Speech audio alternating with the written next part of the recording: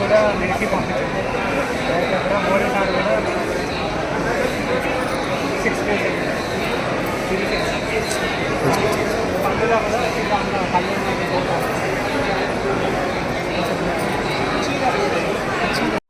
ఈరోజు నేను స్వయంగా నేసిన సీతమ్మ వారి పట్టు చీరను భద్రాద్రి సీతమ్మ వారికి తీసుకురావడం జరిగింది. అది స్వయంగా మూల విరాట్ అంటే గర్భగుడిలో జరిగే సీతారాముల కళ్యాణానికి అంటే బయట జరిగే కళ్యాణానికైనా గర్భగుడిలో జరిగే కళ్యాణానికి అందించడం నా అదృష్టంగా భావిస్తున్నా. నిజంగా అమ్మవారికి ఈ చీరను నేను నేసిన చీరతో అలంకరణ జరగడం నిజంగా నా అదృష్టం. నేసిన ఫలితం దక్కిందని నాకు చాలా సంతోషంగా ఉంది.